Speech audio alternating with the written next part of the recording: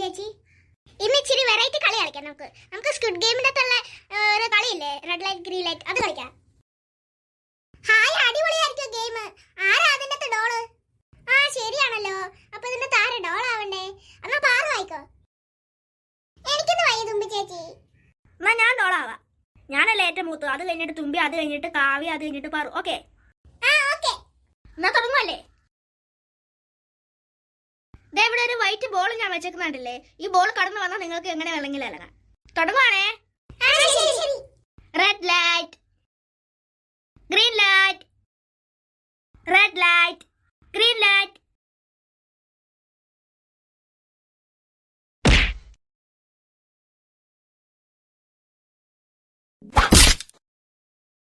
Red light. Kavya ഇത്ര പെട്ടെന്ന് അവിടെ പോയി. അല്ലെന്നൊന്നും എല്ലാരും കൂടെ താഴോട്ട് വെക്കൊണ്ടിരിക്കുന്ന കാര്യം എന്താ പറ?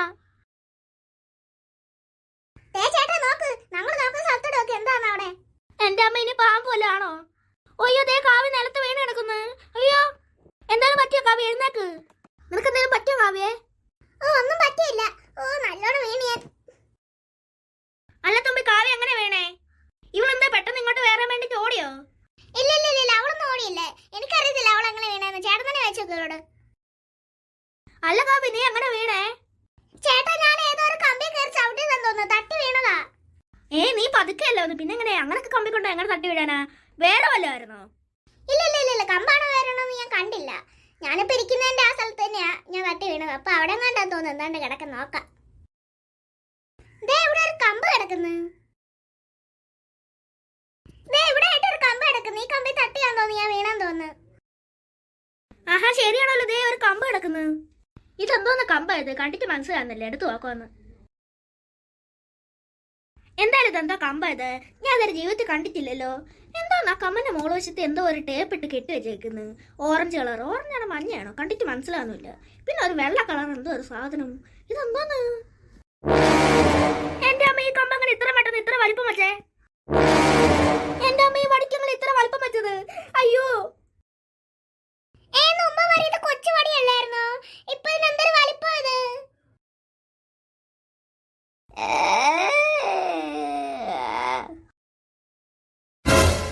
ആരാത്? ആരും സൗണ്ട് ഉണ്ടാക്കിയത്?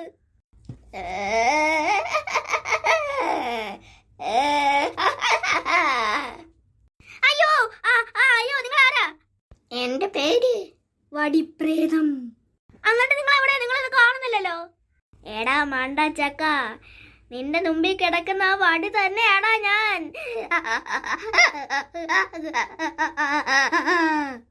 അയ്യോ, എന്റെ അമ്മയെ സൗണ്ട് അടിച്ച് പേടി വരുന്നു എനിക്ക്. അയ്യോ അമ്മേ. എല്ലാരും നോക്കിക്കോ, പെട്ടെന്ന് അകത്ത് കയറിക്കോ, പെട്ടെന്ന്.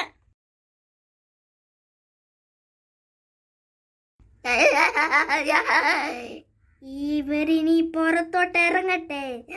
എന്നിട്ട് ഈ വടിയിട്ട് ഇവരുടെ തലക്ക് അടിച്ച് പൊളിക്കും ഞാൻ.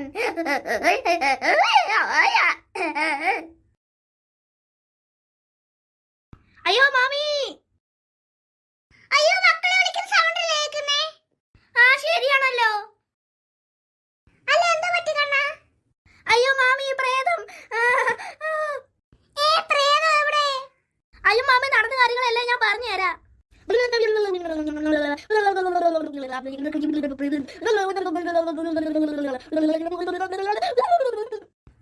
എന്റെ ഭഗവാനെ, ആ പ്രേതം നിങ്ങളെല്ലാം ചെയ്തോ? ഇല്ല മാമി, അത് ഞങ്ങളൊന്നും ചെയ്തില്ല. അയ്യോ, ചെയ്യാത്തത് ഏതായാലും ഭാഗ്യമായി. മാമി, ചിലപ്പോ ആ പ്രേതം അകത്ത് കയറി വരുമോ?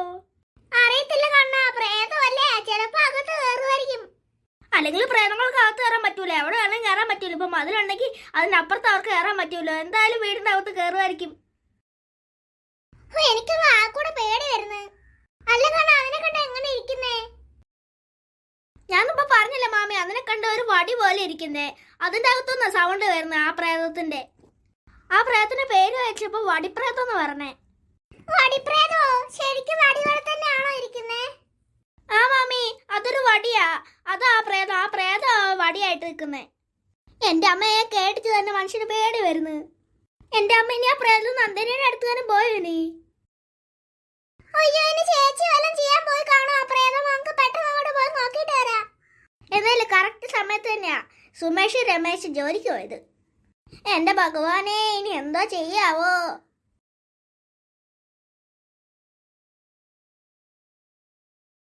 ഓ, ദേ നന്ദനി അവിടെ കിടന്ന് ഉറങ്ങുന്നുണ്ട്. ഭാഗ്യം. ആരെയും സംസാരിക്കുന്നേ? ആഹാ, അമ്മയായിരുന്നോ? അമ്മ മാത്രമല്ലല്ലോ, എല്ലാരും ഉണ്ടല്ലോ. ഓ നന്ദനി, നിനക്കൊന്നും പറ്റിയല്ലോ. എനിക്കെന്താ പറ്റാനാ അമ്മേ? ഓ, ഒരു വലിയ കഥയാണ് നന്ദനി, ഞാൻ പറഞ്ഞുതരാം.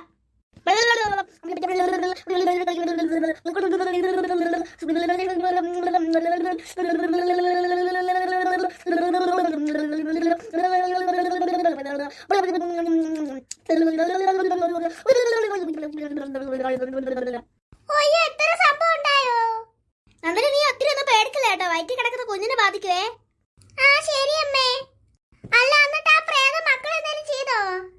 ഇല്ല നന്ദനി, ആ പ്രേതം മക്കളൊന്നും ചെയ്തില്ല. അതിനുമുമ്പ് ആ മക്കളെല്ലാവരുടെ ഓടി രക്ഷപ്പെട്ടു. അയ്യോ, ഭാഗ്യം. എന്നിട്ട് ആ പ്രേതം എന്തി? പിന്നെ നിങ്ങൾ ആരെങ്കിലും കണ്ടായിരുന്നോ ആ പ്രേതത്തിനെ? ഇല്ല ഇല്ല ഇല്ല, ഞങ്ങൾ ആരും കണ്ടില്ലേ. ഞങ്ങൾ ഇതുവരെ ആരും ഒന്നും മാറിയിട്ടില്ല അങ്ങോട്ടും ഇങ്ങോട്ടും. ഞങ്ങൾ എല്ലാവരും ഒറ്റക്കെട്ടായിട്ട് നിൽക്കുക.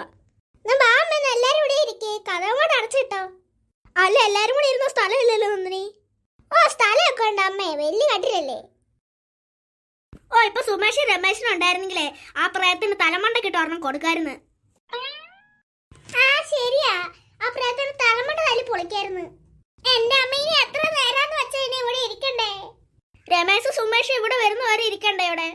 രമേശ് കുറച്ചെങ്കിലും നേരത്തെ വരും. അവന്റെ ജോലി ഇവിടെ അടുത്തല്ലേ. അടുത്തൊന്നും വരാൻ പറ്റത്തില്ല, കുറച്ചധികം ദൂരം ഉണ്ട്. സുമേഷ് നിങ്ങളുടെ വീടിന്റെ കുറച്ച് ദൂരെയല്ലേ? ഈ അപ്പൊ ഭയങ്കര ദൂരം ഇങ്ങോട്ട്. അല്ല, സുമേഷ് രമേശ് എന്താ പോയത്? അതോ, രമേശേട്ടനാണെങ്കിലേ ജോലിക്ക് വന്നില്ലെങ്കിൽ പിന്നെ അവിടെ കേട്ടില്ലെന്ന് പറഞ്ഞു.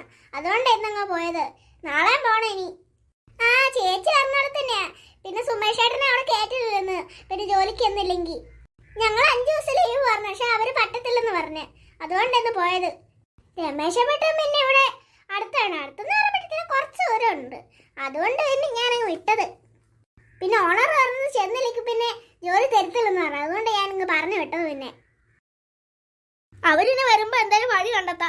അല്ലാതെ നമ്മൾ പെണ്ണുങ്ങൾ എന്തോ ചെയ്യാനാണാവോ? നമ്മൾ 6 പെണ്ണുങ്ങൾ എന്താ ചെയ്യാനാണാവോ? ആകെ ഉള്ളത് കണ്ണനാണ്. ബാക്കി 6 പേരും പെണ്ണുങ്ങള്. ഇനിയും നന്ദിനിയുടെ വയറ്റിരിക്കുന്ന കുഞ്ഞാണാണോ പെണ്ണെന്ന് അറിയത്തില്ല. ഉണ്ടായി കഴിഞ്ഞാൽ ആണാണെങ്കിൽ ആണ്, കണ്ണനൊരു കൂട്ടായി. പെണ്ണാണെങ്കിൽ തുമ്പിയുടെ കൂട്ട്. ആ പിശാചിന്റെ സൗണ്ട് ഒന്നും കേൾക്കുന്നില്ലല്ലോ. കേൾക്കാത്തത് തന്നെ നല്ലത്. മനുഷ്യന് പേടി വരും കേട്ടാ. കേട്ടോ കേട്ടോ, ഈ സൗണ്ടാ ഞങ്ങൾ കേട്ടേ. എന്റെ അമ്മ, ഇതാണോ ആ സൗണ്ട്? കേട്ടിട്ട് പേടി വരുന്നത്. അയ്യോ, എന്തൊരു സൗണ്ട് ഇത്! പേടി വന്നിട്ട് പോയി കേട്ടിട്ട്. എന്തൊരു ഭീകരമായിട്ടുള്ള സൗണ്ട് ഇത്! ചില പ്രേതങ്ങളൊക്കെ സൗണ്ട് ഇട്ടാൽ മാത്രമേ ആൾക്കാരെ പേടിപ്പിക്കത്തുള്ളൂ, പക്ഷെ ഒന്നും ചെയ്യത്തില്ല. ചില പ്രേതങ്ങൾ പക്ഷെ അവരെ എന്തെങ്കിലുമൊക്കെ ചെയ്യും ചിലപ്പം. നന്ദിനി, നന്ദിനി, അമ്മേ, അമ്മേ, ആരെങ്കിലും കഥ ഓർക്ക്. ആഹാ, രമേശേട്ടൻ വന്നല്ലോ. അമ്മ, ഞാൻ കഥ ഓർന്നിട്ട് വരട്ടെ. ഈ മക്കളെ കണ്ട മക്കള് പോണ്ട. അതൊന്നും കുഴപ്പമില്ല, ഞാൻ പോയി പെട്ടെന്ന് ഓർന്നിട്ട് വരാം. എന്തായാലും അച്ഛനാണോ ഇപ്പൊ ഉണ്ടല്ലോ, അതുകൊണ്ട് എനിക്കൊരു പേടിയില്ല.